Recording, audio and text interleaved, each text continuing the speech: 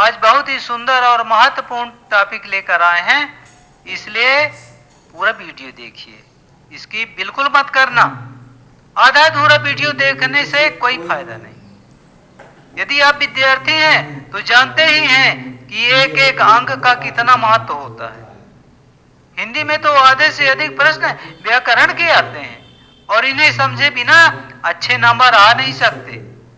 इन्हीं बातों को ध्यान में रखते हुए आपके लिए प्रस्तुत है अलंकार का दूसरा भेद, अर्थालंकार। तो आइए सबसे पहले जानते हैं अर्थालंकार का परिचय। अर्थालंकार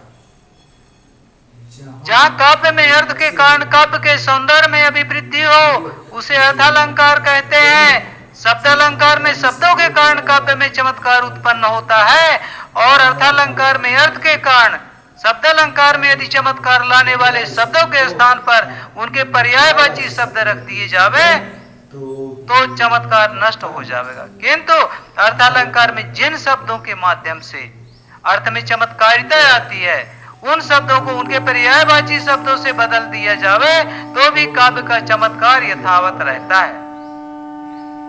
अर्थालंकार में अर्थ के कारण काव्य में चमत्कार उत्पन्न होता है।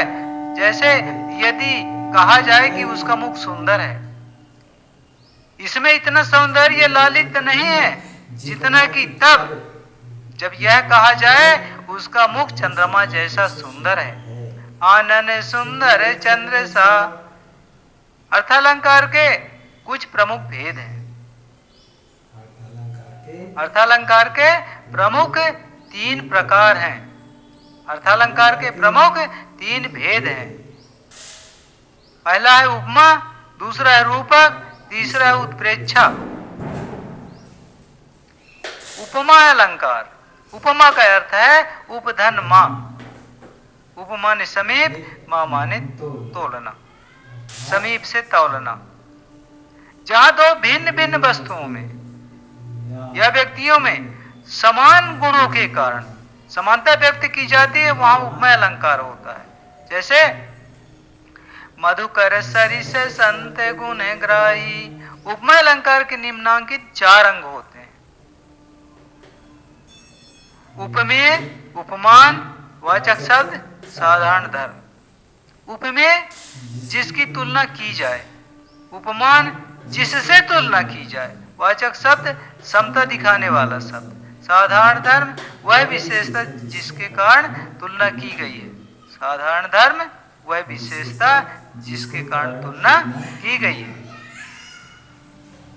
अब इस उदाहरण को देखिए। यहां संत की तुलना मधुकर से की गई है। अतः संत उपमेय, मधुकर उपमान, सरिसवाचक शब्द, गुणग्राही साधारण धर्म।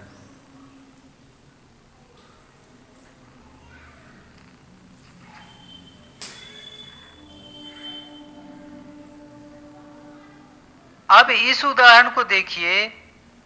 यहां संत की तुलना मधुकर से की गई है। अतः संत उपमेय, मधुकर उपमान, सरिसवाचक शब्द, गुणग्राही साधारण धर्म है। यहां संत को मधुमक्खी से तुलना की गई है। जैसे मधुमक्खी विभिन्न प्रकार के फूलों से रस ला ला कर एकत्र करती है, ठीक उसी प्रकार साधु संत सत्संग करके अपने आप में ज्ञान की वृद्धि करते हैं। यहाँ पर संत और मधुमक्खी में संग्रह करने के कारण दोनों में समानता दिखाया गया है, इसलिए यह उपमा अलंकार है। और अधिक समझने के लिए दूसरा उदाहरण देखते हैं।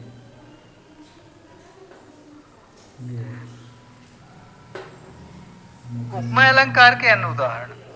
मुख मयंक समय मंजू मनोहर।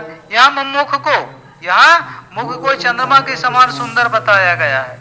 उपमेय मुख, उपमान मयंक चंद्रमा, साधारण धर्म मंजू मनोहर, वाचक शब्द सम। तीसरा उदाहरण है सागर गरजे मस्ताना सा। उपमेय सागर, उपमान मस्ताना, साधारण धर्म गरजे, वाचक शब्द सा। चौथा उदाहरण है वह नागिन सी फुफकार गिरी। उपमेय वह लक्ष्मीबाई, उपमान नागिन, साधारण धर्म, उपकारगिरी, वाचक शब्द सी। अब इन सभी उदाहरणों में देखिए वाचक शब्द जहां आया है, जहां वाचक शब्द सरिस, वाचक शब्द सरिस, सम, सी, सौ, इस प्रकार के जो शब्द आते हैं वे उपमेय अलंकार के पहचान है। तो इन उदाहरणों के माध्यम से मैं आशा करता हूं कि आप अच्छी तरह से समझ गए होंगे।